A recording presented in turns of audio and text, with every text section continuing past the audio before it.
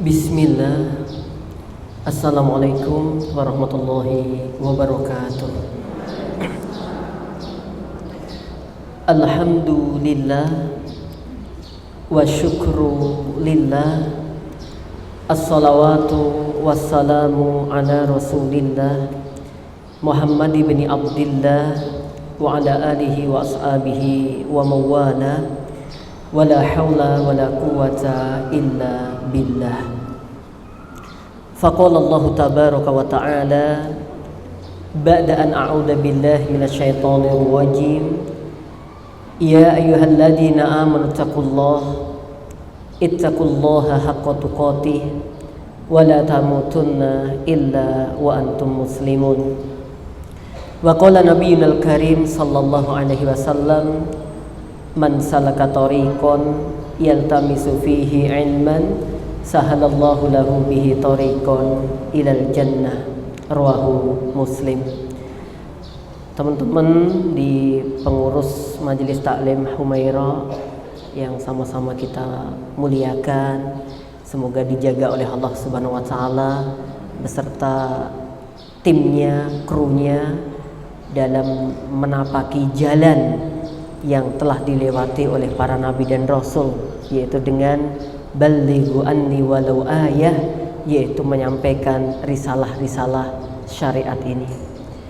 Jamaah semuanya, baik yang hadir secara offline ataupun online, semoga Allah Subhanahu wa taala senantiasa memberikan keistiqomahan kepada kita semuanya dalam meraih berbagai kebaikan di sisi Allah taala.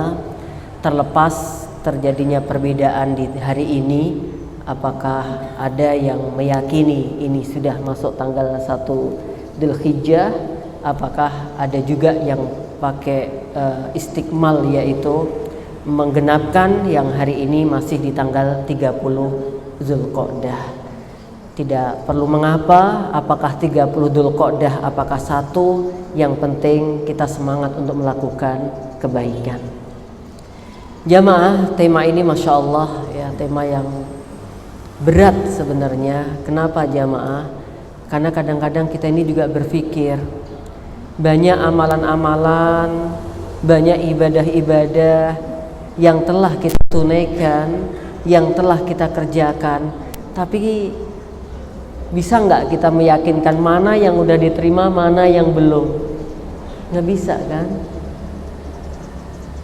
Maka seorang ulama mengatakan, sekiranya saya tahu ada satu saja ibadahku yang yakin diterima oleh Allah Subhanahu wa taala, sungguh itu lebih aku cintai daripada dunia dan seisinya.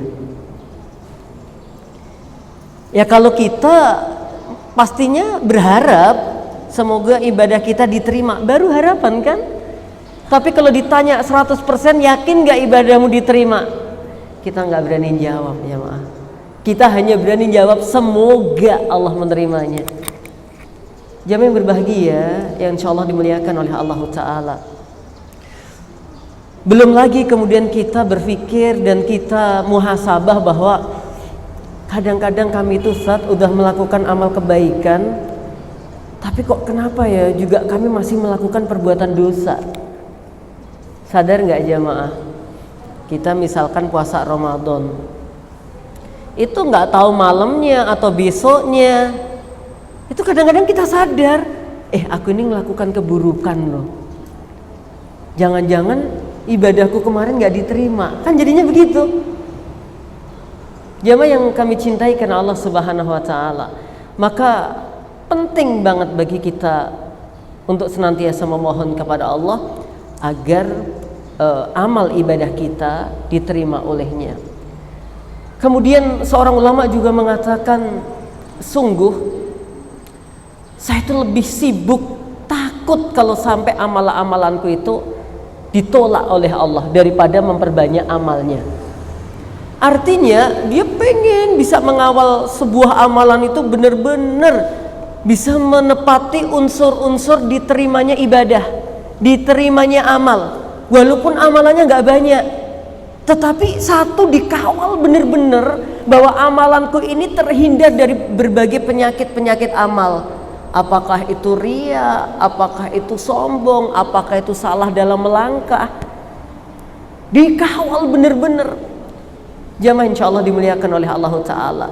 Tentu beliau yang mengatakan ini bukan berarti amalnya sedikit, udah banyak sebenarnya. Cuman kita ini kadang-kadang terlalu pede jamaah. Amalannya sedikit tetapi sudah merasa paling baik.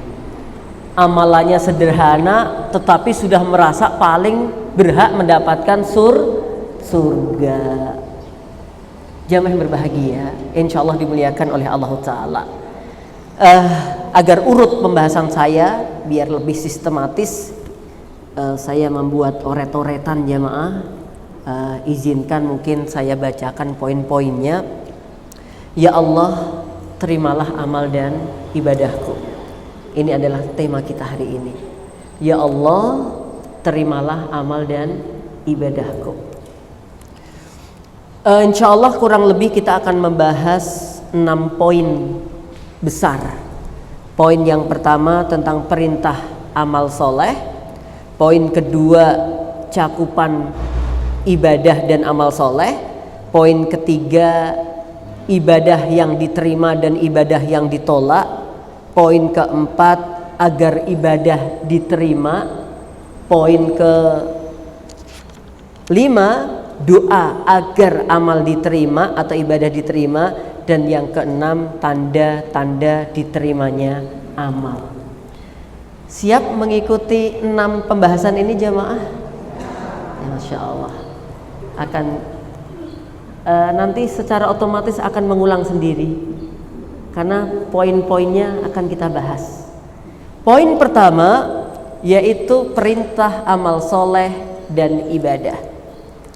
Jadi sebelum kita bahas panjang lebar, ternyata memang kita di dunia ini diperintahkan untuk melakukan amal soleh dan ibadah itu. Allah berkalam, wa ma khalaqatul jinna wal insa illa liya'budun.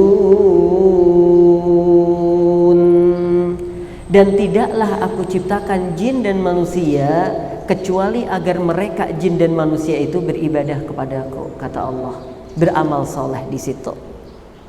Misalkan lagi di dalam surah Al-Kahfi ayat 110 yang senantiasa kita baca di hari Jumat.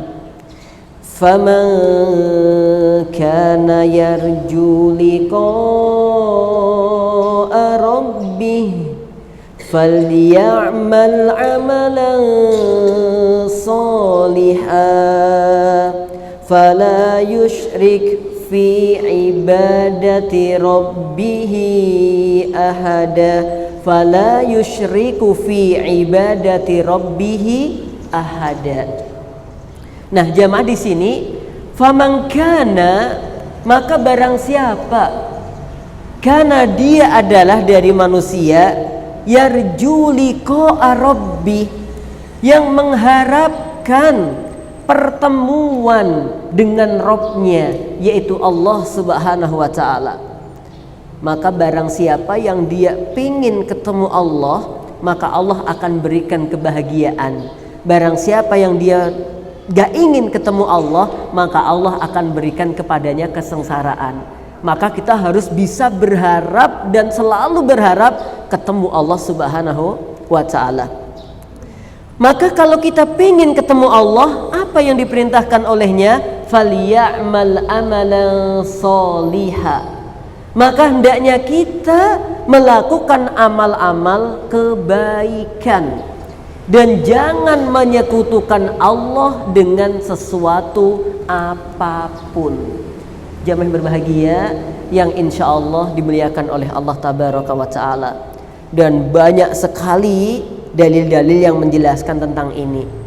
Ada misalkan dalam Al-Bayyinah, wa ma umiru illa liya'budullaha mukhlishina lahuddin hunafa'a wa yuqimus shalah wa yu'tuz zakah wa dzalika dinul qayyimah. Ini perintah dari Allah Tabaraka wa ta'ala jamaah, agar ketika kita berada di dunia yang penuh dengan ujian dan cobaan ini untuk tetap beramal soleh, untuk tetap beribadah kepada Allah Ta'ala. Lebih-lebih jamaah, tanggal 1 Dzulhijjah sampai tanggal 10 Dzulhijjah, Masya Allah, Tabarakar Rahman, itu waktu-waktu yang benar-benar diistimewakan, itu waktu yang benar-benar dimuliakan.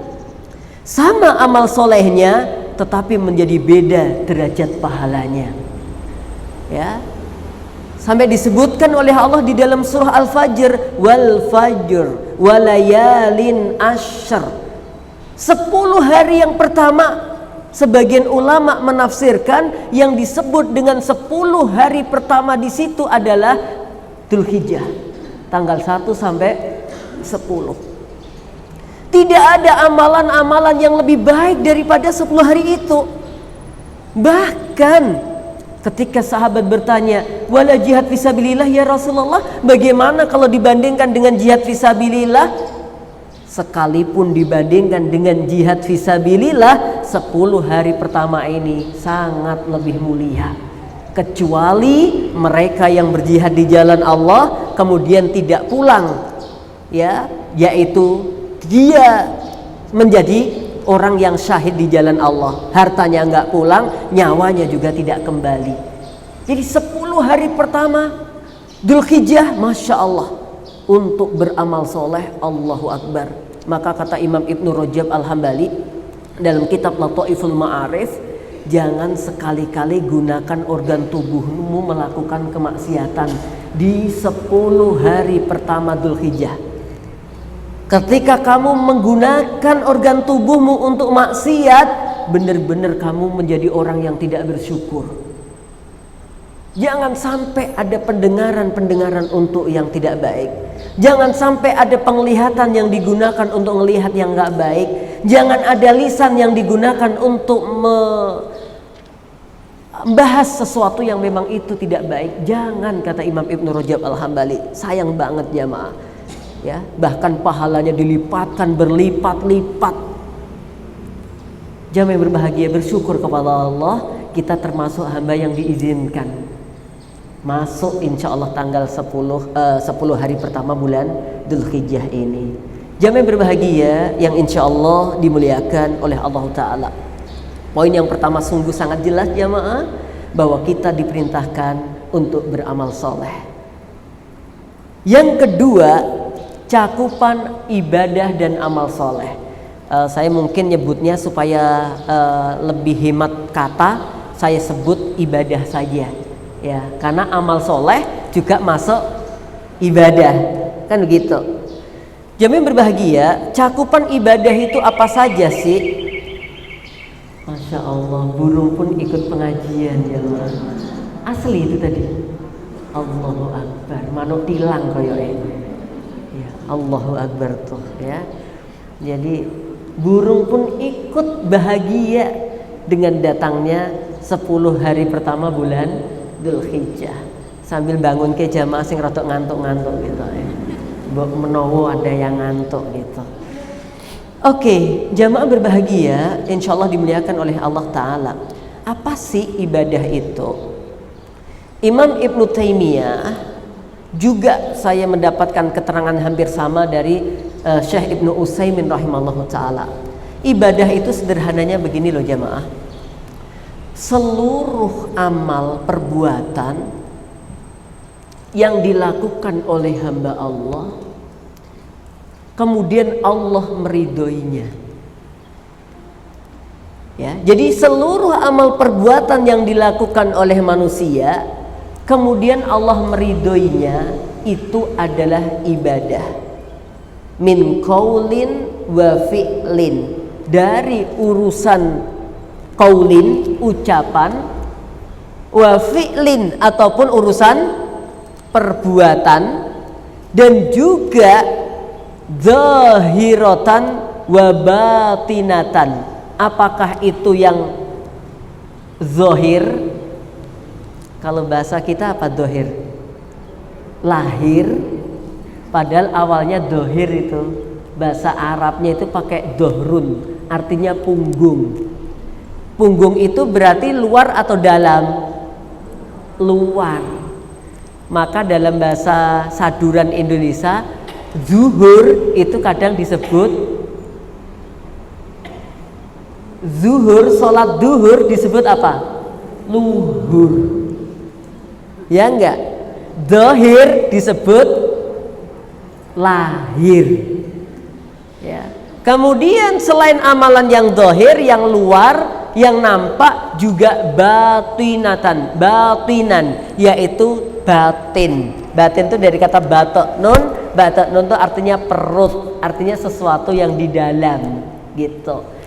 Jadi ibadah itu masya Allah jamaah luas banget kan.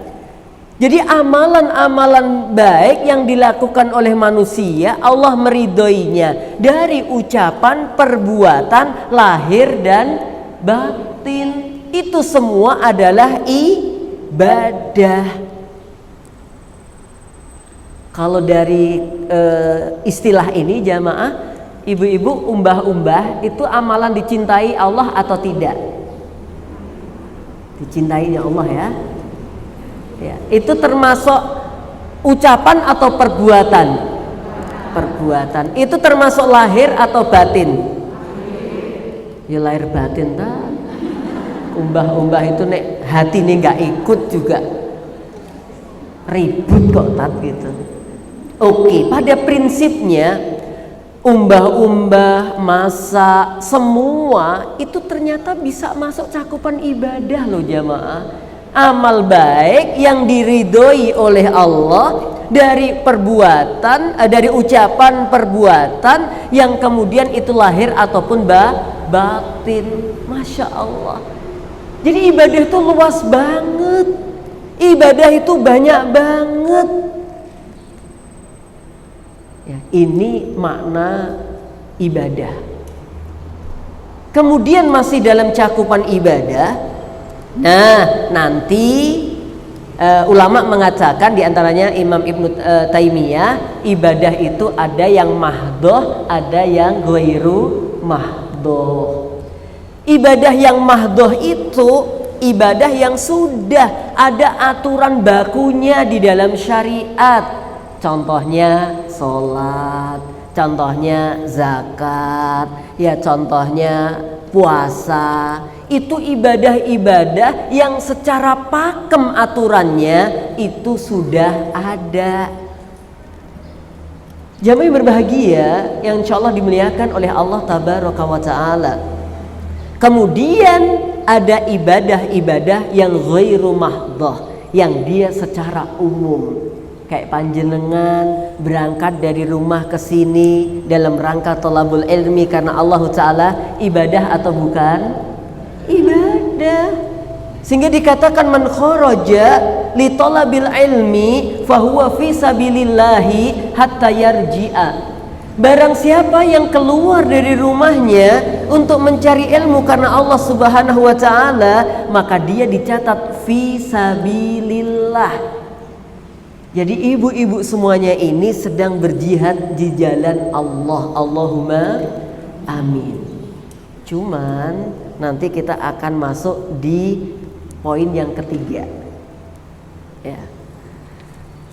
Ada poin yang ketiga, ibadah atau amal ibadah itu yang diterima juga ada yang kebalikan diterima apa? Ditolak. Saya pernah tanya ibu-ibu kebalikan diterima apa? Tidak diterima.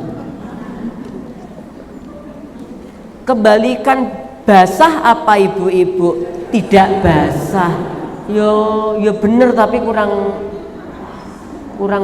ngeh lah ya. Pakai tidak ya semuanya selesai misalkan. Ya misalkan basah itu kebalikannya apa? Kering gitu loh jamaah. Jadi enak bahasanya. Ya kebalikan daripada diterima berarti ditolak gitu. Ibu-ibu pernah nggak cintanya ditolak? Gitu ya. Ustadz jangan kayak gitu Ustadz gitu. Saya ini menyesal habis nolak orang loh gitu. Oke. Jamaah yang insyaallah dimuliakan oleh Allah Tabaraka wa Ta'ala. Nah, kita sekarang masuk poin yang ketiga, bahwa ternyata ibadah itu ada yang diterima dan ibadah itu ada yang ditolak. Tuh jamaah. Jadi kenapa kita ini harus selalu memperbanyak ibadah? Karena kita nggak ngerti ibadah mana yang telah kita kerjakan ini diterima oleh Allah Subhanahu wa Ta'ala.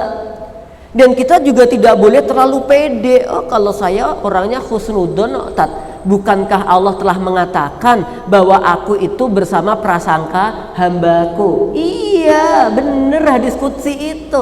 Tetapi terlalu pede itu ya nggak baik. Apalagi dalam urusan ibadah jamaah. Nanti kita bawa deh ke suasana bagaimana keadaan para ulama. Jamaah yang berbahagia yang insya Allah dimuliakan oleh Allah Ta'ala. Kita keturunan Nabi atau bukan sih? Kita keturunan Nabi nggak ya? Keturunan Nabi tapi jauh banget lah ya. Gitu, keturunan Nabi tapi jauh banget gitu. Oke. Saya akan bicara kaitannya dengan poin yang ketiga ini. Qabil itu putranya Nabi Adam. Habil putranya Nabi Adam. Kira-kira beliau Nabi Adam alaihissalatu wassalam ngajarkan nggak amalan-amalan kepada putra-putranya? Mesti ngajarkan.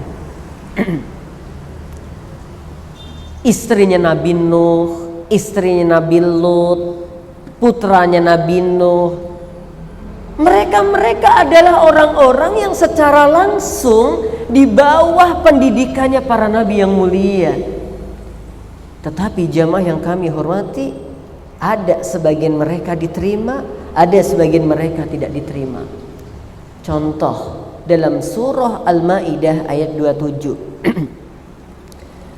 Watlu alaihim naba'a bnai Adam bil haqqi idh qarraba qurbana fatuqabbala min ahadihima wa lam yutaqabbal minal akhar qala la aqtulannak qala innama yataqabbalullahu minal muttaqin.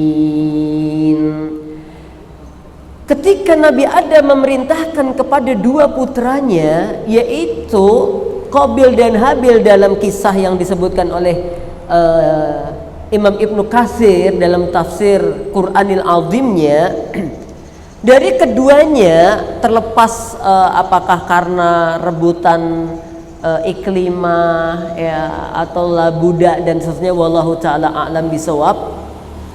Ya, kemudian intinya bahwa Nabi Adam memerintahkan keduanya untuk berkurban.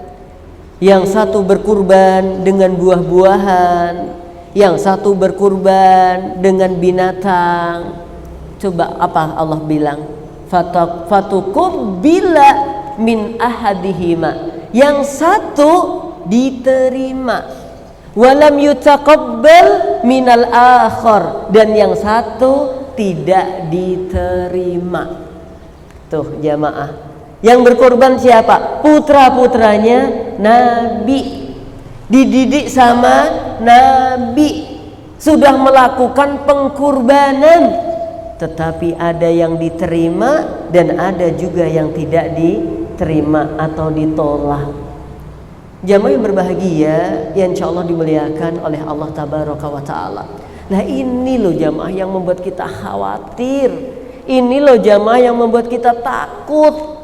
Kalau kita pas kembali kepada Allah, jangan-jangan amal kita ini masih kurang. Maka jangan bosan-bosan beramal soleh. Ya, jangan membanggakan amal soleh yang udah kita kerjakan. Coba jamaah yang kami hormati yang insya Allah dimuliakan oleh Allah Ta'ala, kita lihat nih di dalam surah Al-Mu'minun ayat 60. Walladzina yu'tuna ma ataw wa qulubuhum wajilah. Dan mereka adalah hamba-hamba Allah yang telah mendermakan, yang telah mengamalkan, yang telah membagikan dari apa yang telah Allah karuniakan kepada mereka. Dia berikan kepada orang lain, dia sedekahkan kepada orang lain, mereka berikan kepada orang lain. Tetapi coba, wa qulubuhum wajilah, tetapi hatinya, ya Allah, takut banget kalau sampai amalan itu tidak diterima. Ada orang, ya kalau bahasa kita, ini ada orang sudah beramal, kemudian dia takut kepada Allah. Ada orang yang sudah berbuat amalan-amalan, tetapi khawatir kepada Allah. Oke jamaah, kita lihat bagaimana Aisyah radhiyallahu taala anha bertanya. Ya, ketika Rasulullah SAW menjelaskan ayat ini, menyebutkan ayat ini, kemudian dengan kecerdasannya Aisyah radhiyallahu taala anha, beliau bertanya kepada Rasulullah SAW, ada orang sudah beramal kok masih memiliki rasa ketakutan yang luar biasa. Kemudian beliau bertanya, ya Rasulullah, wahai Rasulullah, ahuwar rajulul ladhi yasni wa yasriku wa yasrabul khamra. Wahai Nabi, itu orang sudah beramal kok masih memiliki rasa takut yang luar biasa. Apakah dia seorang laki-laki yang yazni, berzina? Apakah dia laki-laki yang yasriku, orang yang mencuri? Apakah dia seorang laki-laki yang yasrabul khamra, meminum minuman khamr? Qala, Nabi SAW menjawab, qala la, tidak. Ya binta Abi Bakrin, tidak. Wahai putri Abu Bakar As-Siddiq radhiyallahu ta'ala anhu, mereka yang sudah beramal tadi, yang memiliki rasa takut kepada ilahi tadi, bukan orang yang berzina, bukan orang yang mencuri, bukan orang yang minum khamr. Siapa mereka? Lakinnahu, akan tetapi dia adalah seorang hamba yasumu, yang senantiasa berpuasa, wa yatasaddaqu, dan senantiasa bersedekah, wa yusalli, dan senantiasa menegakkan salat, tetapi wa huwa yakhafu, tetap saja setelah dia melakukan amalan-amalan itu muncul dalam dirinya ada rasa takut. Apa yang ditakutkan? Allah yutaqabbala minhu. Yang ditakutkan adalah amalan-amalan yang sudah dikerjakan tadi jika tidak diterima oleh Allah. Jadi perkiraan kita yang melakukan tadi, yang takut tadi, amalnya banyak atau sedikit? Banyak. Ahli ibadah atau bukan? Ahli ibadah. Punya rasa takut atau tidak? Takut. Yang ditakutkan apa jamaah? Kalau amalnya tidak diterima oleh Allah. Ya kita terlalu pede. Bu, gak ngaji toh? Maaf, pahalaku masih banyak. Bu, ayo sholat bu ke masjid. Lah aku kan pulang dari umroh. Tahu nggak 1 rakaat di Masjidil Haram itu berapa pahalanya? Tahu kan? Silakan dihitung dewe. Ini lo hadise. Ge aku umroh ping piro wae. Ya Allah jamaah, jangan kemayu-kemayu, jangan kemaki-kemaki, jangan kemaruk. Ini hamba Allah yang ahli ibadah. Ini hamba Allah yang rajin dalam sedekah, yang rajin dalam menegakkan sholatnya, yang rajin dalam puasanya. Wa qulubuhum wajilah, hatinya selalu takut jika ada amalan-amalan gak diterima sama Allah Ta'ala. Kadang-kadang kita perlu juga was-was jamaah, perlu juga kita takut jamaah, perlu juga kita khawatir, sehingga kalau kita ada perasaan-perasaan itu, ketika mau ngomongin kebaikan-kebaikan kita jadi mikir gitu loh. Bu, tak perhatikan dari tadi kenapa toh jenengan kok ngantuk terus? Afan Ustad, jujur nggak ya? Ya jawab aja kenapa Bu? Aku tadi malam tuh tahajud Ustad, gitu. Jadi saya bermunajat kepada Allah Subhanahu wa Ta'ala gitu. Oh Masya Allah, tabarakar rahman. Maaf Bu, ya nggak apa-apa Ustaz, saya ahli tahajud kok, udah biasa gitu. Berapa rakaat Bu? 1 sih gitu. Al-Baqarah Bu? Enggak, Inna a'toinah. Jamaah yang kami hormati, ya insya Allah dimuliakan Allah. Ada seorang jamaah bilang ke saya, Ustadz, terus gimana dong kalau kita suatu ketika ditanya orang tentang ibadah kita, sebisa mungkin sembunyikan. Tapi kan Ustadz, kadang-kadang ada juga kita harus menampakkan sesuatu. Oke, jaga hatimu. Kalau memang kita harus menampakkan ibadah kita, jaga hatimu. Karena pernah juga Nabi Muhammad SAW ketika berkumpul dengan para sahabat radhiyallahu ta'ala anhum, kadang-kadang Nabi tanya sengaja, hari ini siapa yang sudah takziah? Abu Bakar menjawab, saya. Barang siapa hari ini, siapakah yang hari ini sudah nengok orang sakit? Saya. Kan dia bilang berarti, ya dalam kondisi-kondisi tertentu nggak apa-apa kita menyampaikan amal-amal itu, tapi please jaga hati kita. Ya, jangan nyangka mereka yang nggak jawab itu berarti dia nggak melakukan. Oh jamaah, bisa saja mereka amalannya jauh lebih besar daripada kita, cuman kemudian dia menyembunyikan amalnya. Pernah Imam Ibnu Qayyim Al-Jauziyah mengkisahkan ada orang ini ahli ibadah, dia memang mengkhususkan ibadah yang paling dijaga adalah ibadah puasa. Jadi jamaah kalau pas bepergian kayak begini, dia mesti bawa roti. Itu ditaruh di atas mejanya, roti, minum, kemana-mana dibawa. Padahal dia sedang apa? Puasa. Ya, supaya banyak orang menyangka bahwa dia tidak puasa. Nanti pas pulang, roti itu, air itu dia kasihkan orang lain. Masya Allah. Bahkan ada yang ekstrim, tapi ini jangan dilakukan. Ya, ada seorang ulama itu ketika berangkat ke pasar. Ya, jadi ulama itu di pasar pun juga biasa gitu ya zaman dulu. Itu ketika teman-temannya haus, capek ngangkatin barang, akhirnya dia yang lainnya pada minum, dia ambil itu air minum kemudian dimasukkan gitu, tok-tok men tapi. Nah, habis itu dia nyari tempat terus dikeluarkan. Jamaah tuh. Ini ekstrim lumayan kan? Nek jangan mati jenengan nelek nanti. Gitu. Aku mentak tok mentak tapi blasok itat gitu.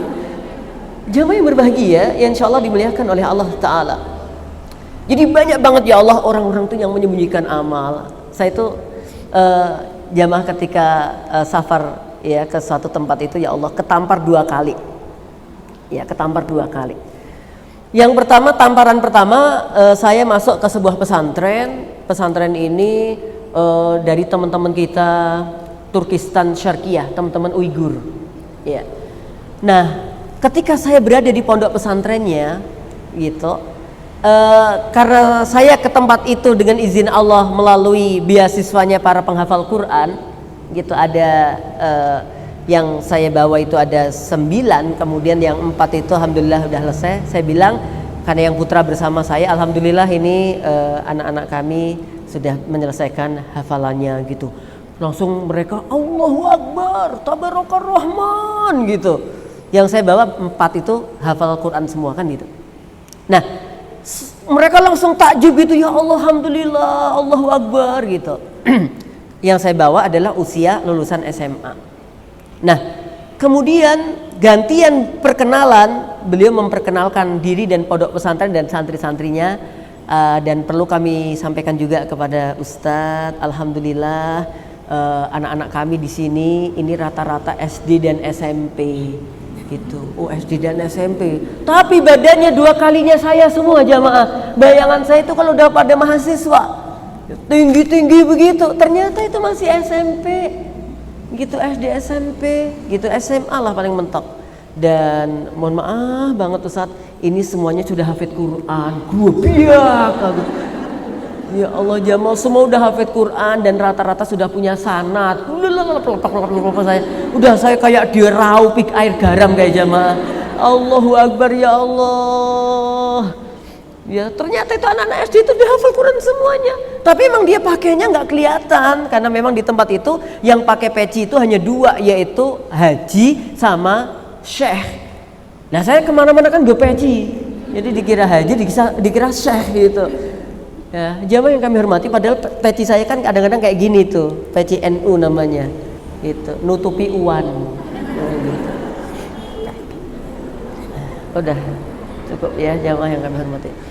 Jamaah yang berbahagia, insya Allah dimuliakan oleh Allah Ta'ala. Nah, jadi beliau bilang gitu ternyata. Ini walaupun SD, alhamdulillah Ustaz, ini udah hafid Quran semua. Ya Allah, padahal pas saya bilang ini anak-anak hafid Quran, tadi kan dia langsung Allahu Akbar, barakallahu fikum, tabarakar rahman. Bayangan saya itu mereka belum gitu. Tapi giliran dia mengenalkan ini SD, SMP Ustaz, dan alhamdulillah semuanya aku langsung ya Allah, pengen mulih aku langsung. Pengen mulih lewat lapang mana gitu loh jamaah. Kalau ada kursi pelontar pengen mencet saya wis wireng di sini. Itu tamparan pertama. Tamparan kedua, di tempat itu saya dari lokasi saya belajar ke tempat saya pulang itu harusnya naik bis gitu ya, pakai kartu. Tapi karena cukup lama saya tunggu ya, saya bilang ke para santri kita kita jalan kaki aja. Jauh loh Ustaz, berapa sih? 2,5 kilo biasa gitu. Jalan jamaah kurang lebih 1 jam, alhamdulillah kita sampai di asrama. Ditanya sama pimpinan, Ustadz Nur dan teman-teman udah sampai asrama, alhamdulillah Ustadz gitu. Naik apa Ustadz? Gimana ya gitu. Gimana ya, aduh gimana sih Ustaz gitu. Gini, tapi Ustaz jangan marah ya, saya bilang saya mengambil keputusan yang begitu luar biasa gitu. Apa Ustaz, mohon maaf banget, bukan berarti ngirit dan macam-macam, ini anak-anak tak ada jalan kaki gitu. Sret tak BA gitu, nunggu balesan yang wow gitu. Jawabannya apa? Oh biasa itu Ustaz gitu. Lah kok biasa? Saya biasa 1 hari 5 kilo sampai 20 kilo Ustaz. Jalan? Iya. Ya Allah, jamaah yang kami hormati, ternyata kita ini kadang-kadang merasa tuh sudah paling banyak amalnya, sudah paling banyak ibadahnya, sudah paling sibuk kayaknya dalam beramal solehnya. Kalau dibandingkan dengan teman-teman kita belum ada apa-apanya. Gitu loh jamaah. Maka jangan cepat puas dengan prestasi yang kita dapat. Jangan merasa aman dengan ibadah yang udah kita kerjakan. Iya sih, ibadah itu bakal menenteramkan. Iya sih, ibadah itu bakal menenangkan. Tapi gak boleh merasa aman, merasa tenang kalau kita sudah selesai urusan. Itulah yang dikhawatirkan oleh Nabi Muhammad Sallallahu Alaihi Wasallam. Kalau sudah perasaan kayak begitu, ngerasa semua amal perbuatannya udah diterima sama Allah, lama-lama dia merasa di atas angin, ibadahnya paling baik, dan lama-lama dia biasanya menganggap remeh orang lain. Udah kayak gitu. Ingat kan, ada hamba Allah yang selama usianya 60 tahun digunakan ibadah terus pada Allah Ta'ala. Sampai terjadi persidangan akhirat, dia diminta masuk surga. Udkhulil jannata bi rahmatillah au kama qol. Masuklah surga wahai Bapak, kamu dengan rahmatnya Allah. Padahal dia ahli ibadah sampai usia 60 tahun tetap di dalam tempat ibadahnya. di dalam ma'badnya, ora jagong, ora healing keluar, ora piknik, ora pit-pitan, ora apa lagi jamaah, ora goes-goesan, ora ngehek-ngehekan, hanya fokus ibadah aja di tempat ibadahnya. Tetapi ketika dia wafat, dikatakan malaikat, masuklah surga dengan rahmatnya Allah. Dia bilang, masa gitu sih, saya ini kan ahli ibadah, ya masuk surga dengan ibadah yang banyak aku kerjakan gitu loh. Setelah oh gitu, ya udah, yuk ditimbang. Boso ditimbang, jeglek.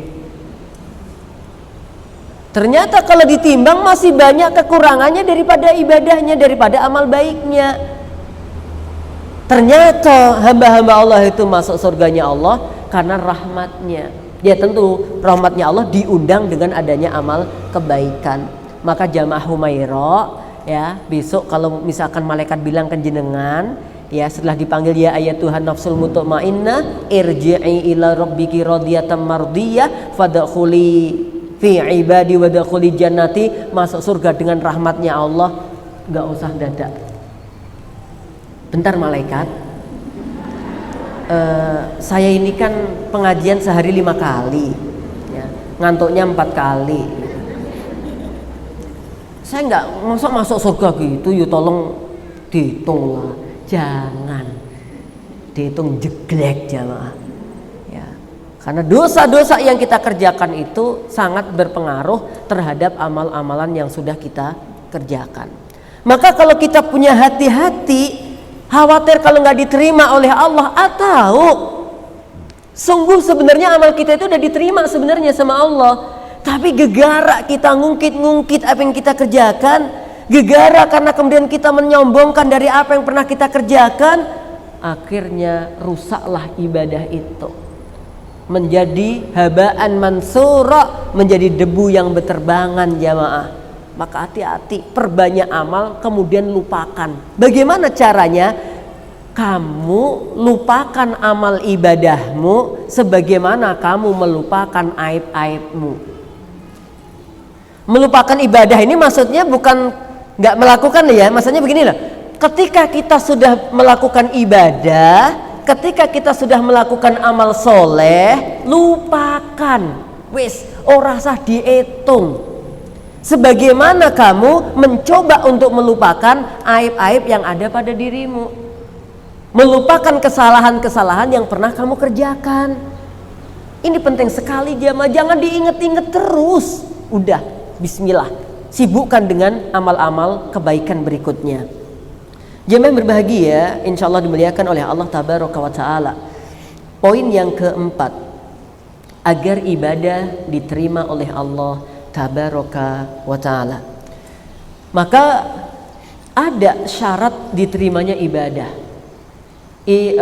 Di dalam kitab Tazkiyatun Nufus, Fudail bin Iyad mengatakan, ibadah ini gak bakal diterima Allah kecuali harus memenuhi syarat, 2 syarat.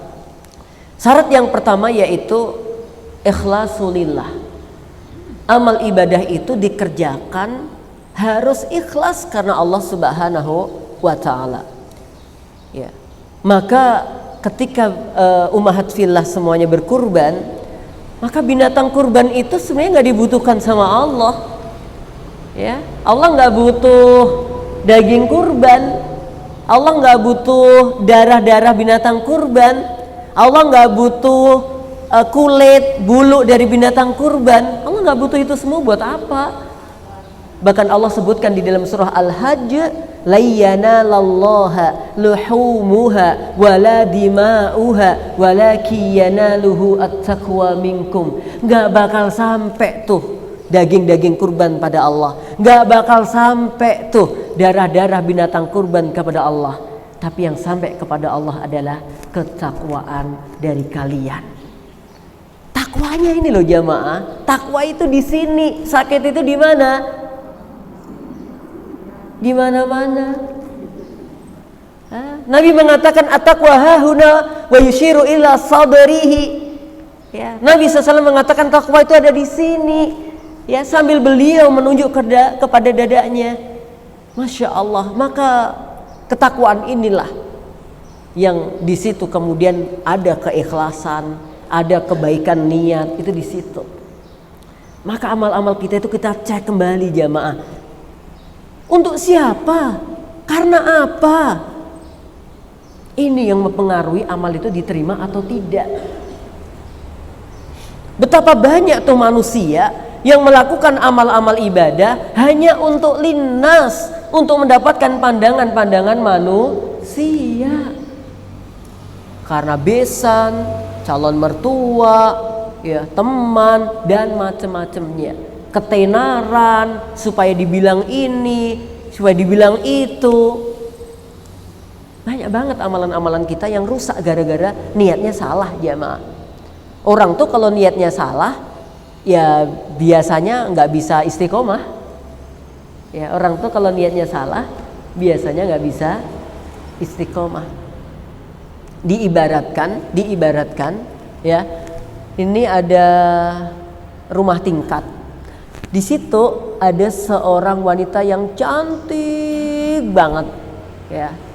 Kemudian di sebelahnya ada seorang pemuda yang dia ya cukupan lah ya, dia cukupan begitu.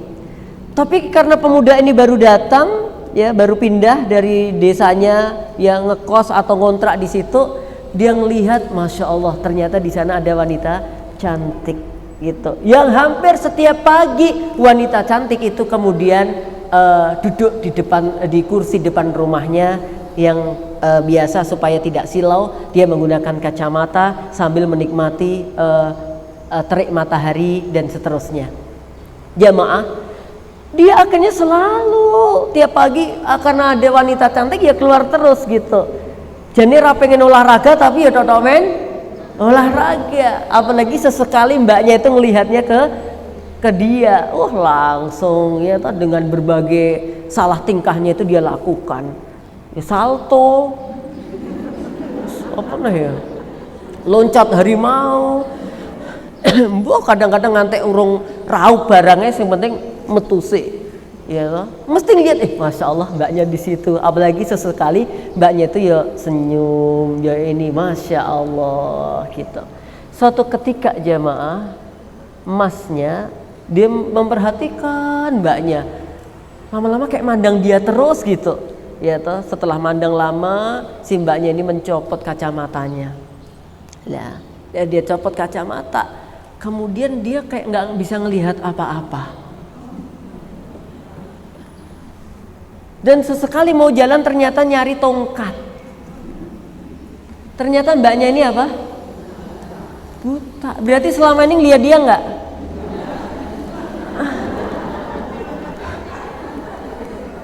Ya, habis itu mulai besok dia udah nggak mau olahraga lagi. Mulai besok dia udah nggak jungkir-jungkir tadi itu jemaah. 1 bulan dia melakukan akrobat ternyata sia-sia menurutnya. Ternyata mbaknya itu buta. Tuh jamaah. Oke jamaah yang kami hormati, kalau saja dia beribadah kepada Zat yang Maha Melihat, Masya Allah, sejak bulan pertama olahraganya keluar keringatnya dihitung sebagaimana orang beribadah karena menjaga kebugaran kesehatan dirinya. Karena begitu jamaah kebanyakan kita. Artinya bahwa manusia itu pada akhirnya buta gitu loh jamaah. Ya, manusia itu pada akhirnya buta semua. Dan rugilah kita jika kita beribadah hanya untuk mendapatkan apa? Pandangan manusia. Akhirnya nggak istiqomah. Jamaah yang berbahagia yang insya Allah dimuliakan oleh Allah Ta'ala. Maka itu syarat yang pertama. Ayo kita perbaiki niat kita ya dalam segala ibadah biar nggak sia-sia, biar ibadah kita diterima oleh Allah Tabaraka wa Ta'ala. Kemudian yang kedua, amalan itu selain ikhlas harus apa? Muttaba'atu li Rasulillahi sallallahu alaihi wasallam. Amalan yang kita kerjakan hendaknya mengikuti apa apa yang telah dicontohkan oleh Rasulullah Muhammad sallallahu alaihi wasallam. Dalam urusan berkurban ada kriteria-kriteria binatang yang dibolehkan untuk berkurban. Ikhlas karena Allah dengan unta boleh. Ikhlas karena Allah dengan sapi boleh. Ikhlas karena Allah dengan kerbau. Kerbau boleh nggak? Syekh Utsaimin pernah ditanya bagaimana hukum kerbau. Kerbau dihukumi seperti sapi, jadi boleh. Tapi pesan saya jangan ngambil kerbau yang ada di keraton. Nggak boleh ya. Oke jamaah, insya Allah dimuliakan oleh Allah Subhanahu Wa Taala, karena itu bukan sembarang kerbau ya. Kemudian yang ketiga, ikhlas karena Allah berkurban dengan domba, boleh nggak? Boleh. Sekarang saya ikhlas tak berkurban, tapi saya ingin berkurban dengan burung beo. Yang burung beonya itu lebih mahal daripada dombanya. Boleh nggak jamaah? Nggak boleh. Sekalipun ikhlas, sekalipun nilainya lebih gede daripada kambing, tetap aja enggak boleh. Jamaah, sholat jenazah berapa rakaat? Sholat jenazah berapa rakaat? Enggak ada ya. Satu berdiri takbirnya 4 kali. Ini kalau yang jenazahnya, mayitnya dosanya banyak pakai ruko atau enggak? Enggak. Kalau jenazah mayitnya ini dosanya banyak banget pakai ruko enggak? Kalau yang meninggal ini Nabi pakai sujud enggak? Enggak. Karena pakemnya ibadah itu. Maka ikhlas karena Allah wajib, mengikuti Rasulullah SAW harus. Kalau enggak bisa. Itu. Kecuali yang bersifat mubah-mubah ya. Yang mubah-mubah ya yang jelas tidak melanggar aturan syariat, Masya Allah. Jamaah berbahagia yang insya Allah dimuliakan oleh Allah Ta'ala ya. Kemudian yang kelima ya, berdoa agar amal kita diterima oleh Allah Ta'ala. Jamaah ingat nggak Nabi Ibrahim alaihissalatu wassalam, Abul Anbiya, bapaknya para nabi. Beliau itu Masya Allah jalur keturunannya banyak banget yang jadi nabi ya. Dari Nabi Ibrahim, kemudian ada Nabi Ismail, terus nanti sampailah Nabi Muhammad sallallahu alaihi wasallam. Dari istri yang satunya Nabi Ishak, kemudian nanti Nabi Yakub, nanti Nabi Yusuf, terus ya, jamaah yang kami hormati. Jadi ya Allah keturunannya nabi tuh. Anak-anaknya jadi pada nabi. Kenapa? Nabi senantiasa berdoa, Rabbi habli minas solihin. Ya Allah karuniakanlah hambamu anak cucu keturunan yang solih. Ya. Jadi jangan lupa kita ini memohon kepada Allah Ta'ala, terkhusus nanti memohon agar diterima dari amal yang telah kita kerjakan. Oke, saya bawa lagi ke Nabi Ibrahim. Ketika beliau membangun, meninggikan Ka'bah. Jadi Ka'bah itu kan sudah ada sejak zamannya Nabi Adam alaihissalatu wassalam kan. Ya, karena dulu Nabi Ibrahim ketika sudah dilahirkan juga diminta untuk nengok. Jadi pondasi Ka'bahnya udah ada. Ya, sejak zaman Nabi Adam sana udah ada, jamaah yang kami hormati. Nah, ketika beliau meninggikan Ka'bah dibantu putranya siapa? Nabi Ismail. Habis itu, habis mengerjakan, habis melakukan ibadah, apa yang beliau katakan? Rabbana wa taqabbal doa. Ya, nanti ada juga Rabbana taqabbal minna innaka antas samiul alim wa tub alaina innaka antat tawwabur rahim. Ya Rabbana wa taqabbal. Ya Allah terimalah. Tuh jamaah, kadang-kadang kita lupa loh. Ketika kita habis beramal soleh, kita kadang-kadang lupa tidak memohon kepada Allah agar amal soleh kita itu diterima oleh Allah. Jangan lupa jamaah. Ya Allah terimalah ya Allah amal ibadahku. Ya Allah terimalah ya Allah doa-doaku, kabulkan ya Allah. Ya, Rabbana, wahai Rabb kami, ya, wa taqabbal, dan terimalah ya Allah. Apakah itu doanya, apakah itu nanti amal solehnya, ya, taqabbal minna ya Allah, terimalah amalan-amalan dariku ya Allah. Ini penting sekali jamaah yang kami hormati, ya. Karena kalau amalan kita tidak diterima oleh Allah, akan menjadi amalan yang sia-sia. Seorang ulama berkata, barang siapa yang mengetahui kebaikan dia kerjakan, barang siapa yang mengetahui keburukan dia tinggalkan, dia mendapatkan 3 kebaikan. Orang kalau ngerti kebaikan dikerjakan, ngerti keburukan ditinggalkan, dia dapat 3 kebaikan. Apa kebaikan? 1, hidayah. Yang kedua, taufik. Yang ketiga, wa taqabbala minhu a'malahu, amalnya diterima. Kalau ada 1 amal kita yang diterima sama Allah jamaah, 1 saja, Masya Allah, kata ulama tadi apa? Lebih kucintai daripada dunia dan seisinya. Sehingga di waktu pagi dan sore kita diperintahkan oleh Nabi kita sallallahu alaihi wasallam, Allahumma inni as'aluka ilman nafi'ah wa rizqan thayyiba wa amalan mutaqabbala. Ayo kita doa bareng-bareng.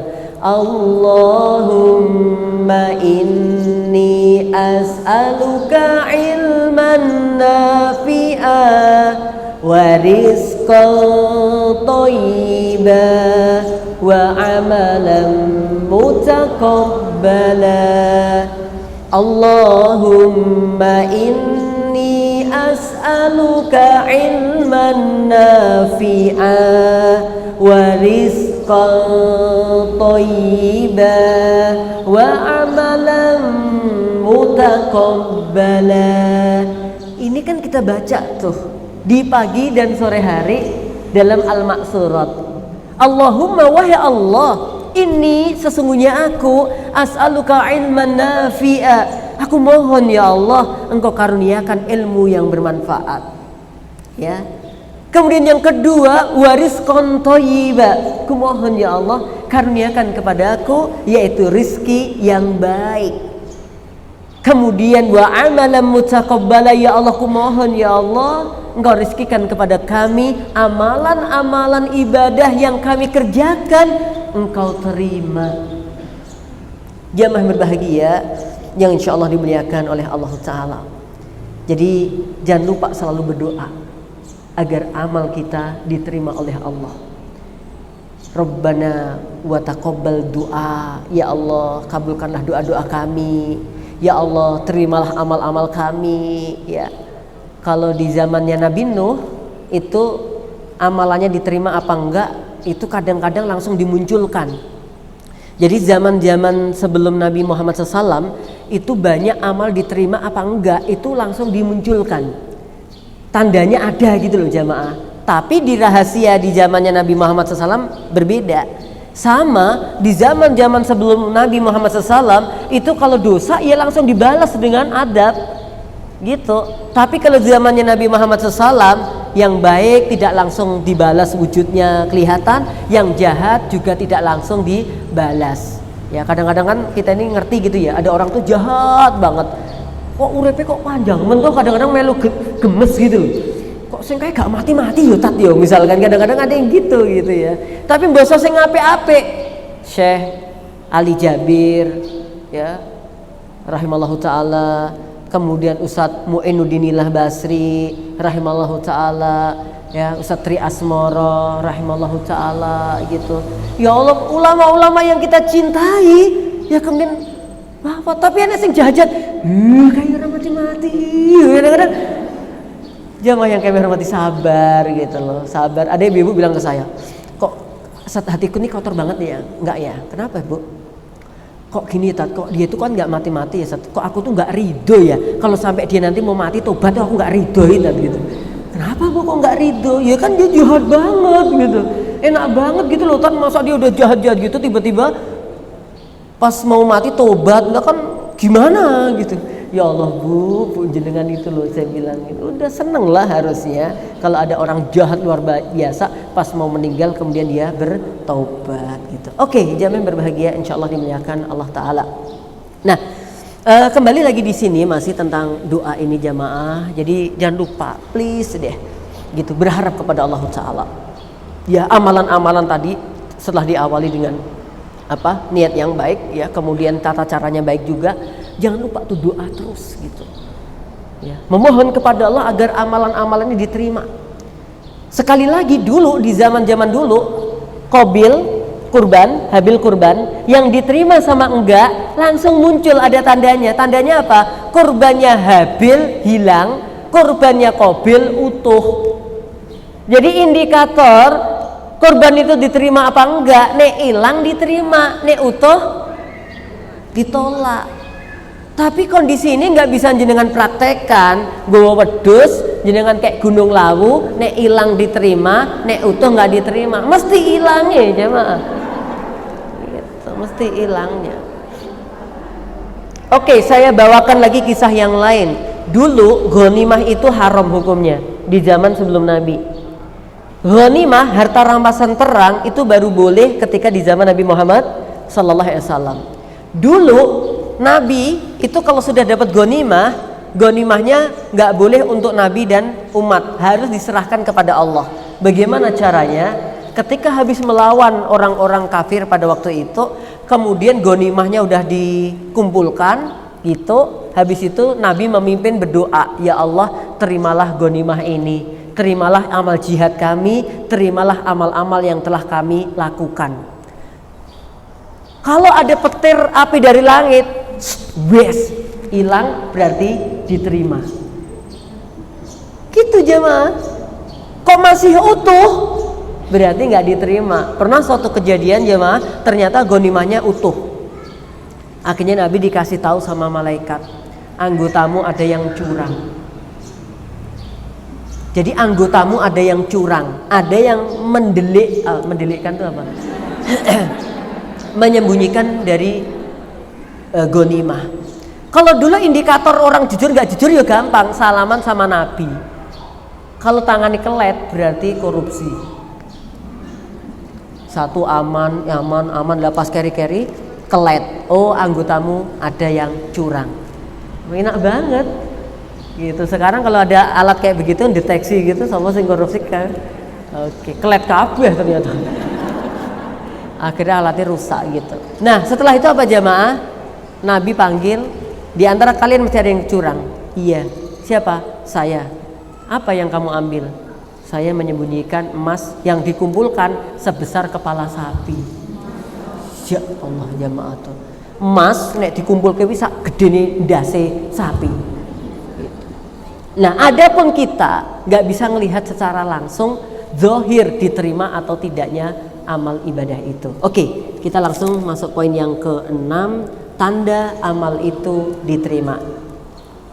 Tetapi ini tidak lugas seperti tadi, ghanimah, korbannya Qabil Habil enggak.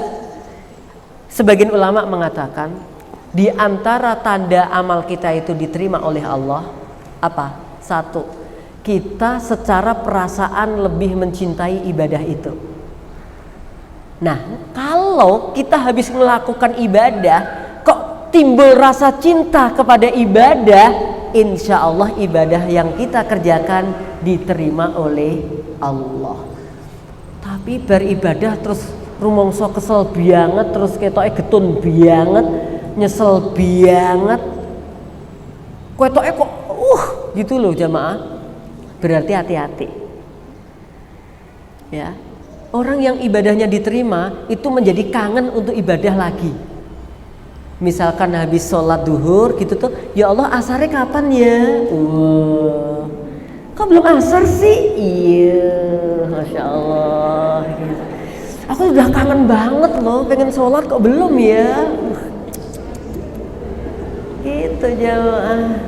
Jangan kayak kita, asar meneh. Hah? Iki bisa asar? Ya Allah, kok kayaknya asar beban gitu loh jamaah. Jamaah yang kami hormati, insyaallah dimuliakan oleh Allah Ta'ala. Jadi dia semakin cinta kepada amal soleh dan dia semakin benci kepada keburukan. Orang yang ibadahnya diterima nggak tahu ada sen yang tajam banget gitu loh. Jadi kalau ada sesuatu unsur yang negatif dia langsung gak gitu. Ya, gimana jamaah? Pernah nggak kita muncul gitu? Kalau ada kebaikan langsung pengen melakukan, kalau ada unsur kejelekan enggak. Ada gitu. Dengerin orang gibah itu langsung perapet. Langsung piye gitu loh jamaah. Tapi dengerin orang gibah kalau set. Wow, kok menteles lah ini jamaah. Jadi dengan orang gibah itu langsung mengerenyitkan dahi. Kayak ada jijik piye gitu loh. Jangan kayak gitu enggak aku bahas kayak gitu loh. Insyaallah ibadahnya berarti diterima tuh. Tapi ini gibah kok toh. Iya. Ya Allah. Gitu. Nah, di situ jamaah. Kemudian tanda lain apa? Orang tuh kalau diterima ibadah amal solehnya akan berkembang ke ibadah yang lainnya. Tuh tandanya. Dia misalkan habis sholat wajib, nggak tahu tuh ada dorongan kekuatan jangan tinggalkan sholat sunnahmu, gitu. Jaga jangan lupa ya nanti malam tahajudmu, masya Allah tuh. Peduli lo ya dengan tetanggamu, masya Allah tuh. Jadi semakin ibadahnya dia lakukan, kebaikannya itu semakin bertambah. Dan itu dilakukan dengan enak, ringan. Jamaah yang berbahagia yang insyaallah dimuliakan oleh Allah Ta'ala. 6 poin secara santai, berurutan, sistemik dan sistematis telah kita bahas. Saya kembalikan ke pembawa acara jika ada pertanyaan.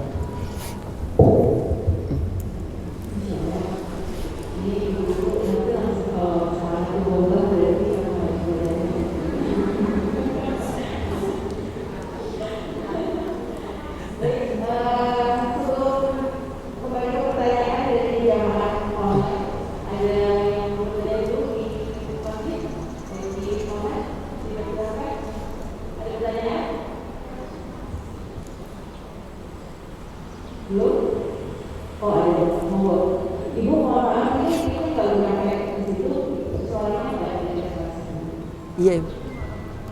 Waalaikumsalam.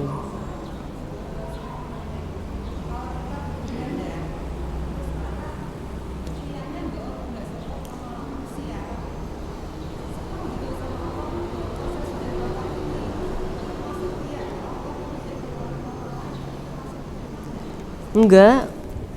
Itu termasuk insyaallah amalan yang diterima oleh Allah. Jadi kalau kita habis ibadah kemudian senang bisa melakukannya, ya karena Allah Subhanahu wa taala, bukan karena misalkan kita karena manusia pun ya, dalam arti begini. Kita bisa umroh bersama kadang-kadang, bisa pengajian bareng, ya Allah senang aku alhamdulillah hari ini tadi bisa pengajian akhirnya bisa berangkat. Itu bukan sesuatu riya, bukan jamaah. Itu kebahagiaan hati gitu. Kita juga gitu loh jamaah. Kadang-kadang kan mau berjuang itu kan, mau ibadah itu kan perjuangan ya gitu. Mau budal pengajian tuh banyak drama loh kadang-kadang ibu-ibu itu ya, sing urusan anak sing urusan apa nih, tapi pada akhirnya ya Allah alhamdulillah aku bisa pengajian dan dengan izinmu ya Allah aku dikit-dikit bisa menyerap lah ilmu yang disampaikan. Bahagia itu namanya, dan itu bukan riya, bukan sombong, dan itu tidak masalah karena kata Allah Subhanahu wa taala hendaknya mereka berbahagia. Kebahagiaan apa? Ketika sudah berkumpul hidayah dalam dirinya melebihi dari kebahagiaan apa yang dia kumpulkan dari urusan dunia. Masya Allah. Gitu bunda. Jadi tidak masalah. Oke, ada lagi jemaah? Ya. Oh iya.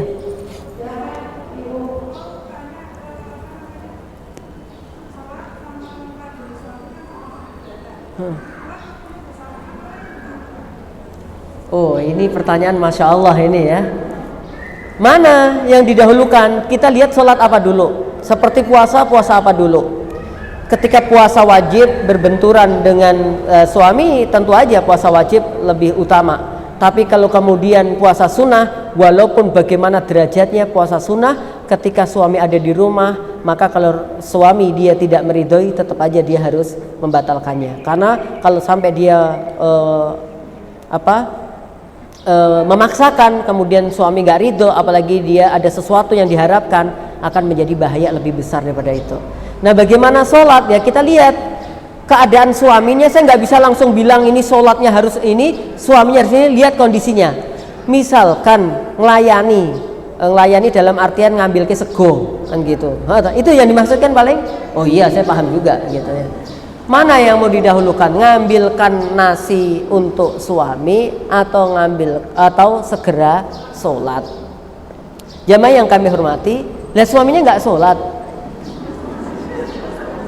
Oh gitu ya. Jadi ini ceritanya, anggap aja ilustrasinya begini ya. Jadi pada Isya, suaminya itu kan udah sholat jamaah di masjid, ya toh. Lah ibunya tadi kan masih utek-utek apa gitu. Kemudian suaminya datang, ya toh. Lah itu padahal giliran si istri pas mau sholat kan gitu. Ini jadi istri wis wudu, wis arep sholat. Mana yang harus didahulukan? Kira-kira ndang sholat atau njikoke nasi suami? Kalau ibu-ibu dahulukan mana ini kira-kira?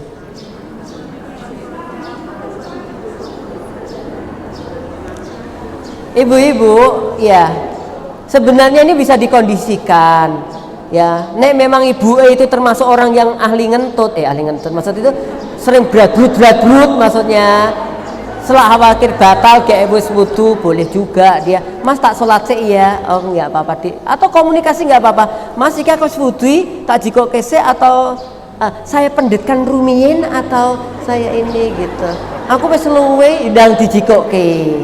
Gitu, udah ambilkan dulu, udah selesai ngambilkan, habis itu sholat. Tapi ku suamiku manja tak jaluk didulang biarang, ini kok jaluk dileke barang kita ya jamaah, gitu ya. Jadi komunikasi yang baik gitu ya. Kalau dan waktu Isya itu masih boleh, bukan mengundur-undur waktu, tapi Isya itu memang sampai malam masih boleh ya toh. Jadi nggak apa-apa diambilkan dulu ya supaya suaminya ridho. Nih Mas ya, udah saya tak sholat gitu. Lebih tenang. Kadang-kadang kalau pas sholat dia ada perasaan-perasaan apa meneh pas sholat, tiba-tiba suaminya jiko erok-erok tonteng. Tambah nanti wis sholate ya ora khusyuk. Sing garwane tambah wis kadung nesu gitu. Dah diambilkan dulu, seret, dah wis diambilkan kan tenang. Beliau makan jenengan sholat kondisinya nyaman insya Allah.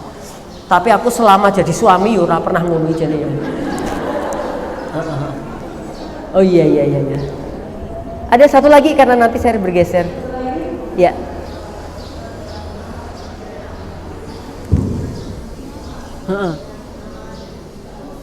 Ya.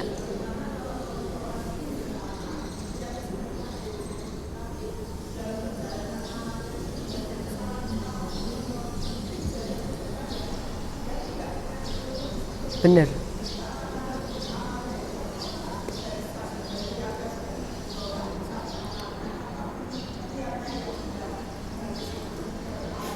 Ya, bagus banget. Pertanyaannya bagus banget. Jamaah kita sudah berupaya untuk niat ya. Insya Allah niat sudah jelas, niatnya baik, ikhlas karena Allah. Tapi kemudian dalam pelaksanaan ibadah, kadang-kadang kan kita ini ada perubahan. Dulu pernah melakukan ini, ternyata setelah dicek dalilnya keliru, kan gitu, ya kan? Habis itu kita sudah berupaya yakin ibadah itu baik, udah kita kerjakan, ternyata ada kesalahan-kesalahan di dalam ibadah itu dan kita nggak ngerti, padahal harusnya kan mengikuti Nabi dan itu menjadi syarat kan begitu. Bagaimana jamaah yang kami hormati, siapa sih di antara kita yang sempurna? Nggak ada sih ya. Jadi nggak ada kita yang sempurna.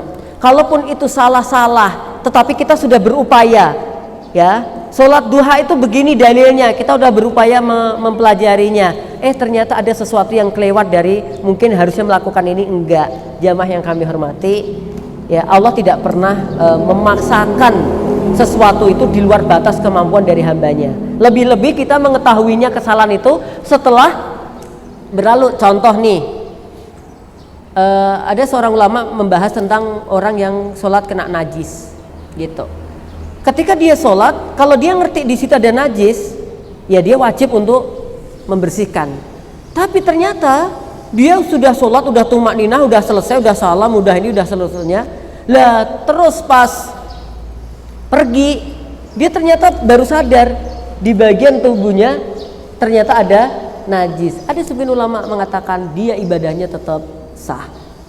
Ya, wallahu taala a'lam bishawab. Jadi itulah kenapa kita berdoa Rabbana la tu'akhidna in nasina aw akhtana.